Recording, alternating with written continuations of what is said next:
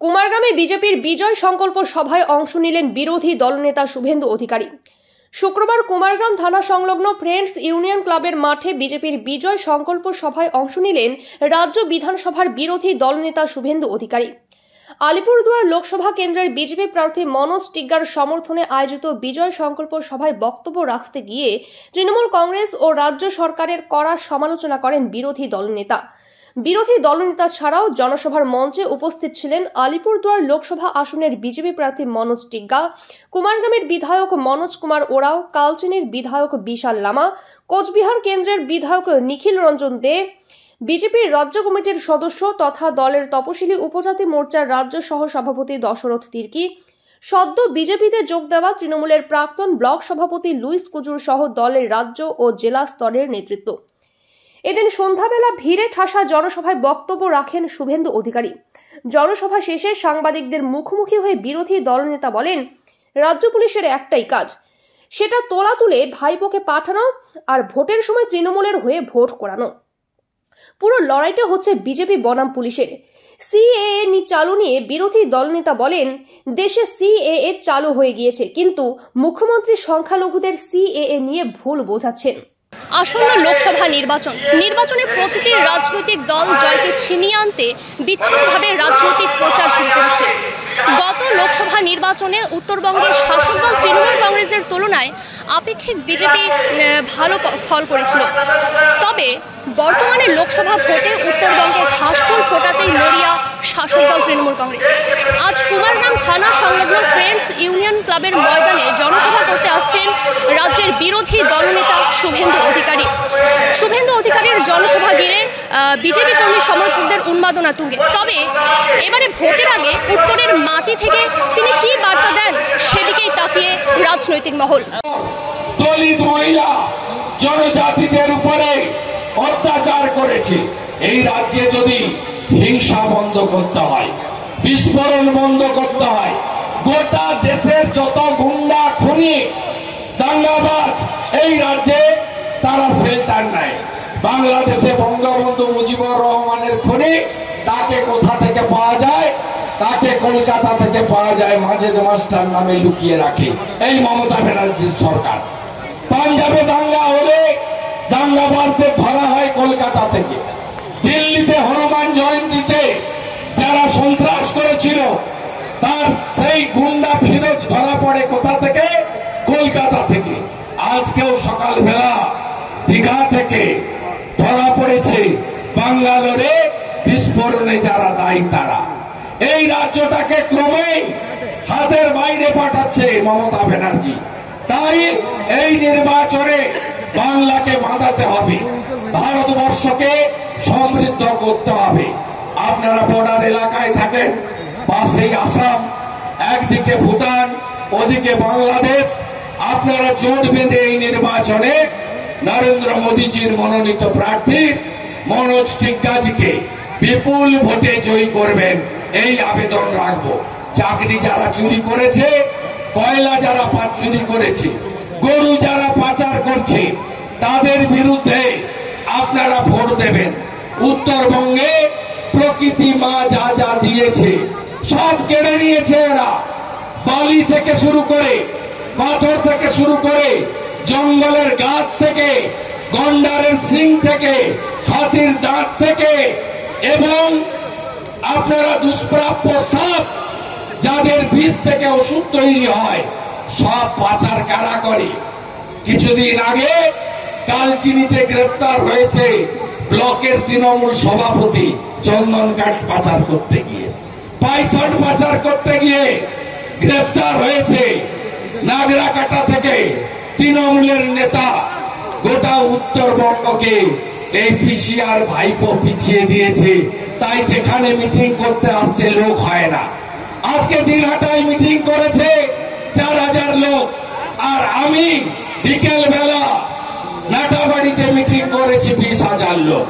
আজকে জয়গাতে মিটিং করেছে 3000 লোক, আর আপনারা 4টে থেকে এই মাঠ ভরে উঠছে, রাস্তা ভরিয়ে দিয়েছে। বাবুলাল সাহা, আলিপুরদুয়ার জেলা সহসভাপতি। আচ্ছা, আজকের এই জনসভা থেকে আপনি কি বার্তা দেবেন? এই জনসভায় আপনারা দেখতে পেলেন যে পুরো মাঠ জাম, প্রায় 20,000-এর মতো লোক হয়েছে এবং আগামী দিনে আমাদের এই আলিপুরদুয়ার লোকসভায় আমাদের প্রার্থী মনোজ টিগ্গা বিপুল ভোটে জয়লাভ করবে। বিগত দিনের যে আমাদের 2,47,000 ভোটে আমরা জিতেছিলাম তার থেকেও বেশি ভোটে আমরা জিতব। কোথা থেকে এসেছেন? আমাদের এই বারোবিশা। সংকল্প সভা তো এখানে সমাপ্ত ঘোষণা করা হলো। দেখতে এসেছেন? এখানে আমার সনাতনী শুভেন্দু দা এসছে, এই সভাতে জনসভাতে আসার জন্য আসছি কি। তো কি বার্তা দেবেন? বার্তা কিছুই না, বার্তা মোদিজির হাত শক্ত হবে, আলিপুরদুয়ারে পদ্ম ফুলবে। আর আমার উত্তরবঙ্গে 8টে সিটি আমরা পাচ্ছি, এতে কোনো সন্দেহ নেই। হ্যাঁ, তৃণমূলের মাটি এখানে কিছু বলে নেই, এখানে পদ্মের শুধু চাষ হবে আগামী দিনে, সেটা সারা উত্তরবঙ্গের মানুষ তো দেখবে। এবারের লোকসভা নির্বাচনে তো আপনার কি মনে হচ্ছে কে জিততে পারে? বিজেপি জিতবে। বিজেপি উত্তরবঙ্গ বলে এখানে আর কোনো জায়গা নেই, তৃণমূলে এখানে কোনো জায়গা নেই। বিজেপি একমাত্র দল যেটা 8টাই ফুল ফুটবে।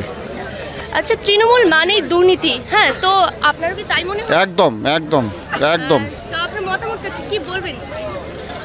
তৃণমূলের কী, তো তৃণমূলের তো সব তো জানোই, সব আজকে শিক্ষা ব্যবস্থা থেকে শুরু করে আর তোমার স্বাস্থ্য ব্যবস্থা থেকে শুরু করে যুব শিক্ষা ব্যবস্থা থেকে শুরু করে তারপরে গরু, তারপরে বালি, এর থেকে শুরু করে সব সর্বত্রই তৃণমূলের চুরি।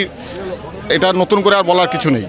এটা আমার নাম সঞ্জয় সাহা, আমি আলিপুরদুয়ার ট্রেডার্স সেলের বিজেপি আলিপুরদুয়ার ট্রেডার্স সেলের কনভেনার। দাদা আজকে কুমারগ্রামে বিরোধী দলনেতা সভা করলেন, কি বললেন উনি বা কি বিস্তারিত বলেন? আপনারাও নিশ্চয়ই শুনেছেন যে এলাকার যে সমস্যাগুলো আছে, চা বাগান থেকে নিয়ে বনবস্তি এলাকা থেকে নিয়ে কৃষি বলয় থেকে নিয়ে এবং বিভিন্ন জায়গায় যে সমস্যাগুলো আছে সেই সমস্যাগুলো উনি তুলে ধরেছেন। যে বিগত 13 বছরে যে টিএমসি অপশাসনে আমরা যেভাবে ভুক্তভোগী আছি সেটা সমস্ত জিনিস তুলে ধরেছেন। যেরকম চা বাগানে ন্যূনতম মজুরি নেই, জমির পাট্টার নামে চা বাগানের শ্রমিকদেরকে শরণার্থী বানানোর জন্য ষড়যন্ত্র করা হচ্ছে এবং আরও যে তাদের যে বয়স, রিটায়ারমেন্টের যে বয়স আছে সেটাকে 58 থেকে 60 করতে হবে। তেমনি কৃষি এলাকাতে যেরকম আলুর বন্ড যেটা আছে সেটা কিন্তু ব্ল্যাক মার্কেটিং হয়, কৃষকরা সঠিক মতন পায় না। যখন আলু চাষ হয় সে সময় কিন্তু উঁচু দরে সার কিনতে হয়। এই যে কালোবাজারি সারের, এইগুলো উনি বলেছেন মিউনিসিপ্যালিটি এলাকাতে সমস্যা রয়েছে, যেখানে সেখানে আবর্জনা ফেলানো আছে, ওখানে ডাম্পিং গ্রাউন্ড আছে, উদ্বোধন করা হয়েছে কিন্তু আজ পর্যন্ত চালু হয়নি। তো আগামী দিন নরেন্দ্র মোদী প্রধানমন্ত্রী হবেন এবং দেশের ক্ষমতাটা এমন লোকের হাতে তুলে দিতে হবে যাতে দেশ সুরক্ষিত থাকবে। দেশ সুরক্ষিত থাকলে আমরা সুরক্ষিত থাকবে, আমরা সুরক্ষিত থাকলে আগামী প্রজন্ম সুরক্ষিত থাকবে। তাই 19 তারিখ পদ্ম ফুলে ভোট দিয়ে বিপুল ভোটে জয়যুক্ত করে মোদীজিকে তৃতীয়বার প্রধানমন্ত্রী করতে বলে এই আহ্বান উনি এই কুমারগ্রামের এই মাঠ থেকে জানিয়েছেন। কতটা আশাবাদী আপনি?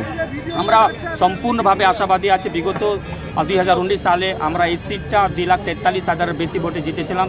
এবার আমরা আশাবাদী আছি 4 লাখের বেশি ভোটে এই সিটটা আমরা জিতব। সাধারণ মানুষকে কি বার্তা দিতে চাচ্ছেন? সাধারণ মানুষের আমরা বার্তা দিতে চাই যে সাধারণ এইটুকু যে নরেন্দ্র মোদী যে দিল্লিতে থাকা সত্ত্বেও কিন্তু এলাকাতে যে সুযোগ সুবিধা পাইয়ে দিয়েছেন, আমি বলতে চাই যে চা বাগান এলাকাতে টিএমসি আসার পরে কিন্তু রেশন বন্ধ হয়ে গেছে, সেটাকে কিন্তু প্রধানমন্ত্রী গরিব কল্যাণ অন্ন যোজনার মাধ্যমে বিনামূল্যে আজকে 35 কেজি রেশন দেওয়া হচ্ছে। টিএমসি সরকার ক্ষমতা আসার পর থেকে জলের ব্যবস্থা সেখানে শেষ হয়ে গেছে। প্রধানমন্ত্রী জল জীবন মিশনের মাধ্যমে বাড়ি বাড়িতে নলবাহিত পানীয় জল পৌঁছে দেওয়ার পরিকল্পনা চলছে। প্রধানমন্ত্রী আবাস যোজনার মাধ্যমে যারা গরিব মানুষ আছে তাদের মাথার উপরে ছাদের ব্যবস্থা করেছেন। তারপরে 15 ফাইন্যান্সের টাকা দিয়ে বিভিন্ন অলিগলিতে রাস্তা, পাকা রাস্তা থেকে নিয়ে, পাকা ড্রেন থেকে নিয়ে, কালভার্ট থেকে নিয়ে কাজ করেছেন। তো সুতরাং যে কাজগুলো হয়েছে চা বাগান থেকে নিয়ে, বনবস্তি এলাকা থেকে নিয়ে শহর এলাকাতে যাবতীয় কাজ কিন্তু কেন্দ্র সরকারের টাকা দিয়ে হয়েছে। বর্তমান শাসক দল শুধু নাম পরিবর্তন করেছে এবং রং করেছে, সাদা নীল করেছে, নাম পরিবর্তন করে চালাচ্ছে। প্রধানমন্ত্রী আবাস যোজনাকে বাংলা আবাস যোজনা দিয়ে চালাচ্ছে, জল জীবন মিশনকে আপনার জল স্বপ্ন বলে চালাচ্ছে, গরিব কল্যাণ অন্ন যোজনার মাধ্যমে যে 35 কেজি রেশন দেওয়া হচ্ছে সেটাকে খাদ্য সাথী হিসাবে চালাচ্ছে। তারপরে প্রধানমন্ত্রী আবাস যোজনার মাধ্যমে যে বাড়ি পাওয়া যাচ্ছে সেটাকে বাংলা আবাস যোজনা বলছে। প্রধানমন্ত্রী গ্রামীণ সড়ক যোজনা যে রাস্তা হচ্ছে সে রাস্তাগুলোকে বাংলার সড়ক যোজনা বলা হচ্ছে, অর্থাৎ নাম পরিবর্তনের সরকার এটা। তৃণমূল কংগ্রেস বলছে বিগত 5 বছর জন বার্লা অর্থাৎ সাংসদ এবং তথা কেন্দ্রীয় মন্ত্রী আলিপুরদুয়ার উন্নয়ন করেনি, প্লাস সাংসদকে দেখা যায়নি। এই বিষয়ে আপনি কি বলবেন? সেটা তৃণমূল বলছে, সাধারণ মানুষ জানে যে সাংসদ কি করেছেন, কি কাজ করেনি।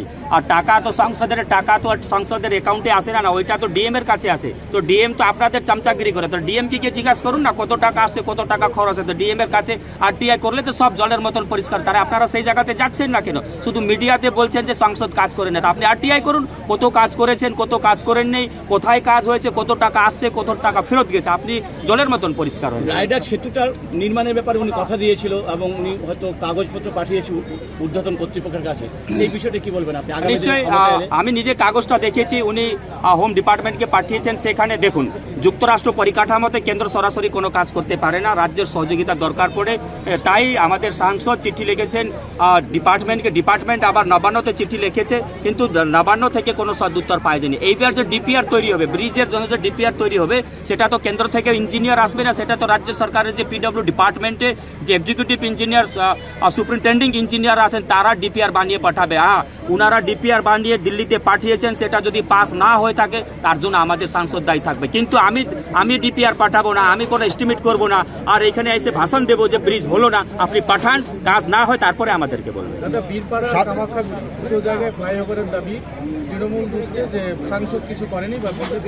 যারা দুষছে তাদেরকে সংবিধান একটু পড়তে হবে, বই পড়তে হবে। শুধু ওনারা সবুজ নোট চিনেন, সংবিধান জানেন না, ঠিক আছে?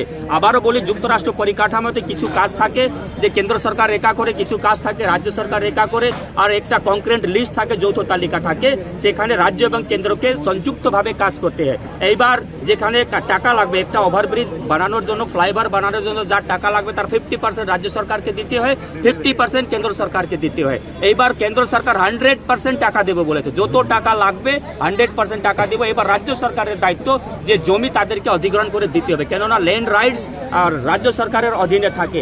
তারপরে বীরপাড়াতে বলেছে, এখানেও বলেছে, বীরপাড়াতে সেখানে সংযুক্ত একটা টিম হয়েছে, জয়েন্ট একটা টিম হয়েছে, সেখানে এসডিও আছেন, আরো রাজ্য সরকারের অফিসাররা আছেন, রেলের আছেন, যৌথ টিম বীরপাড়াতে সার্ভেও করেছে।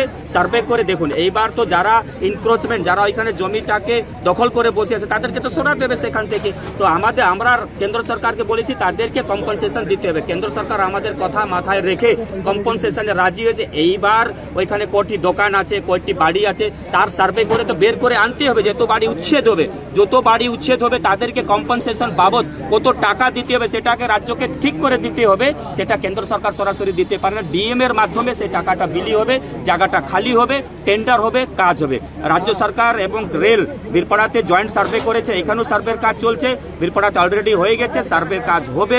সার্ভের রিপোর্ট রাজ্য সরকার কেন্দ্র সরকারকে দেবে। কেন্দ্র সরকার অলরেডি বলে দিয়েছে উচ্ছেদের যা টাকা লাগবে কম্পনসেশন বাবদ, সেটাও আমরা দেব, এবং ওভারব্রিজ বানানোর জন্য যা টাকা লাগবে, ফ্লাইওভার, সম্পূর্ণ টাকা আমরা দেব।